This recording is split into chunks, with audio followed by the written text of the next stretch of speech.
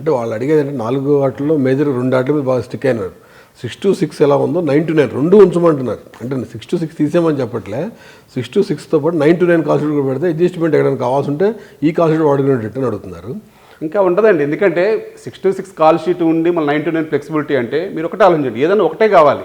ఇప్పుడు 9 to 9 అలవాటు పడితే మళ్ళీ ఇప్పుడు మీరేం 9కి పెట్టారండి, షూటింగ్ 9 to 9 పెట్టారు, మనం వచ్చేసరికి ఇంటికి వస్తే 11 అయింది, 11 గ్యారంటీ అయింది, 11 అయింది, ఇంటికి వచ్చి పడుకుంటాం. ఇంకొక నిర్మాత వచ్చి సడన్గా రేపు మీకు షూటింగ్ ఉండదు, ఇంకో నిర్మాత మార్నింగ్ 6కే పెట్టారు. మీరు ఇప్పుడు దాకా వస్తున్నారు కదా, మార్నింగ్ షూటింగ్ పెట్టినా వస్తున్నారు కదా అంటే అక్కడ డబ్బులు వస్తున్నాయి కాబట్టి కష్టపడతాం. ఇప్పుడు రేపు పొద్దున్న మళ్ళీ 6 పైన సింగిల్ కాల్ షీట్ అన్నప్పుడు అసలు ఆ ఫ్లెక్సిబిలిటీ ఎట్లా వస్తుంది అవన్నీ?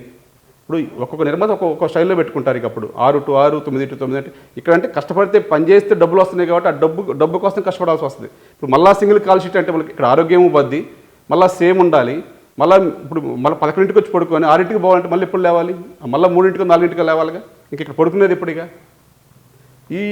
ఈ కన్ఫ్యూజ్ అయితే ఉందండి. ఎందుకంటే ఇది కార్మికులకి ఎప్పుడో 50 years నుంచి మనం మార్నింగ్ షూటింగ్ ఉంది అంటే 4కి ఆటోమేటిక్గా లేచిపోతాం మనందరం. మన సినిమా కార్మికులు చిన్నవాళ్ళైనా పెద్దవాళ్ళైనా ఈ సినీ జీవితంలో అలవాటు పడ్డ వాళ్ళు ఎవరైనా సరే 4కి లేచిపోతాం. మనం షూటింగ్ ఉంటే వెళ్ళిపోతాం, లేకపోతే మళ్ళీ పడుకుంటాం. కానీ ఇప్పుడు అటు ఇటు కానీ టైమింగ్స్ పెట్టి అక్కడంటే డబ్బు వస్తుంది కాబట్టి కష్టపడతాం. ఇప్పుడు ఇక్కడ డబ్బు రాకుండా ఎందుకు కష్టపడాలి అనేదే కార్మికులు. సరే అయినా సరే ఒప్పిస్తా అని చెప్పాం, కానీ మీరు ఏ వరం ఇవ్వకుండా మాకే ఒక సందిగ్ధమైన వాతావరణం క్రియేట్ చేసి మీరు ఒప్పుకొని రండి అంటే ఎలా ఒప్పుకుంటారు? మేము నిన్న వెళ్ళామండి, నిన్న August 15 అన్ని యూనిట్లకి వెళ్ళాం. మేము క్లారిటీగా చెప్పాం, మేము ఒప్పుకుంటామని చెప్పాము. అంటే మీరు ఆడ ఒప్పుకున్నారు, ఒప్పుకుంటే మరి మాకేం వరం ఇస్తారో చెప్పకుండా మీ క్లారిటీ లేకుండా మా దగ్గరికి ఎలా వచ్చారని చెప్పి అన్నారు. అసలు మేమేం చెప్పాలి మాకు అర్థం కావట్లేదు. వాళ్ళేమో మేము అసలు ఒప్పుకోలేదు వాళ్ళు అంటారు. మేము ఒప్పుకుంటాము అని కాగితాలు ఇస్తే ఆ విషయాలు బయట చెప్పకుండా అసలు ఒప్పుకోలేదు వాళ్ళు, 2 కండిషన్లు ఆల్రెడీ ఉన్నాయి, వాటికి ఇంప్లిమెంటేషన్ చేయలేదని ఇప్పుడు ఏ రోజన్నా ఛాంబర్లో కంప్లైంట్ పెట్టారా? మరి ఇంప్లిమెంటేషన్ కోసం ఎప్పుడైనా మన సంప్రదింపులు జరిగాయా? అంటే ఇప్పుడు దాకా ఏమి జరగకుండానే మనం ఇప్పుడు 3 years మరి అంత ఇబ్బందులు పడితే పనిచేశారా? మరి ఎందుకు చేయవలసి వచ్చింది మీకు? అప్పుడే చెప్పాలి కదా ఇవన్నీ.